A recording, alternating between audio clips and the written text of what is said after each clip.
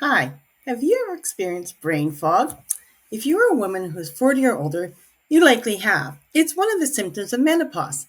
And in this video, I want to share three things linked to brain fog and what you can do about it. Hi, my name is Marilyn Zink. I'm a nutrition coach and herbalist, and I want to know that I work with women who are going through menopause and like to help them. So, brain fog is not just one symptom, but it's a cluster of symptoms that affect our brain, our cognitive abilities, things like memory lapses, difficulty concentrating, and problems with thinking clearly. Now, this leads to three things that are linked to brain fog. One of these, of course, is the most important, is the hormonal changes that affect women as they start going through perimenopause and menopause. And these are caused by fluctuations like in estrogen and progesterone. And what typically happens is estrogen levels drop, and this starts a cluster of symptoms that affect women going through menopause. And stress is one of the things that can cause or lead to brain fog. Now, women going through menopause, like they're going to experience more stress just because of all these changes that are going on in their body. And so it's not just the physical changes, it's the mental and health changes and emotional changes like mood swings. So stress also raises cortisol levels in the body, which can also affect the brain. Increased stress can exacerbate brain fog, especially as menopause, as I mentioned, is a stressful time. So you've got a two things affecting that. Now, the other thing is sleep disturbances. Menopause women often have trouble sleeping, and this can further increase brain fog. I mean, if you wake up in the morning and you're tired, it's going to be harder to go through your day, and it's going to be harder to think clearly. Now, you might have experienced this. Maybe you're working on a report in work, and sometimes you just can't, think clearly and won't be able to get it done. So, getting regular exercise increases blood flow to the brain, which can improve cognitive function and memory.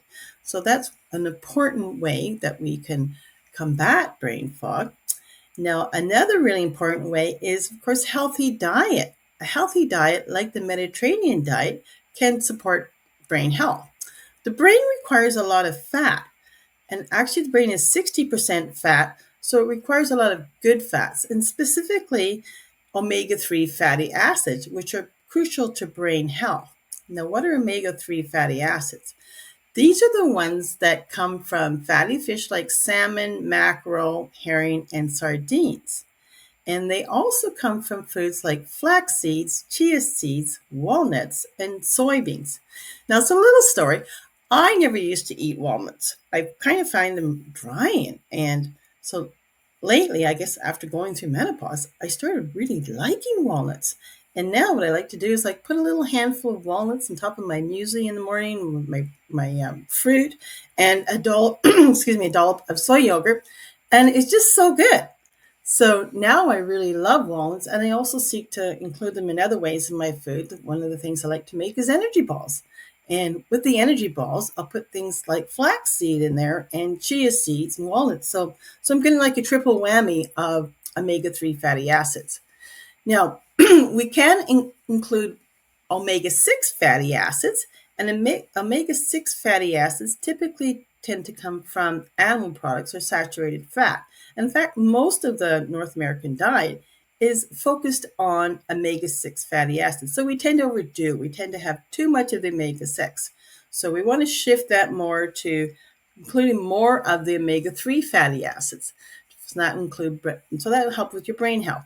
Now, the other thing, of course, is you want to stay hydrated. So this is really important, and that can help with your brain health. Sometimes we wake up in the morning and we just drink coffee, maybe have 3 cups of coffee to get you going when you can't function. But really think about how you start your morning. Sometimes it's better to just start with a glass of water. For myself, I drink a glass of chlorophyll first thing, and it helps with hydrating the body, and it helps with digestive health. So the other thing I want to mention is gut health. Having good gut health is crucial to brain health. Now you might not think, how does that connect? Because your gut's here, your brain's up here. But often, there's a gut brain connection there. And what we eat is often connected to our brain. Our gut's talking to our brain. So the gut neurons and the brain neurons are connected. So they're talking back and forth. So when you have a healthy diet and you have good gut health, you're going to be able to think clear and function clear. Now, the last thing I want to mention is herbs, especially adaptogen herbs like, there's ginseng, there's rhodiola, there's maca, there's ashwagandha, there's schisandra. There's a number of different adaptogens, and the adaptogen herbs are awesome for, helping a woman who's going through hormonal changes, improves immune health, it improves your cognitive function, and it helps, all those areas of your body. And adaptogens are called that because they help the body to adapt to stress. So whatever you're going through, if you're, you need to bring down the stress levels, you need to increase something, the adaptogen herbs help your body with that. So if you want to learn how I can help you as a nutrition coach and herbalist, I invite you to click the links below, and I'll see you in the next video. Thanks for watching. Bye.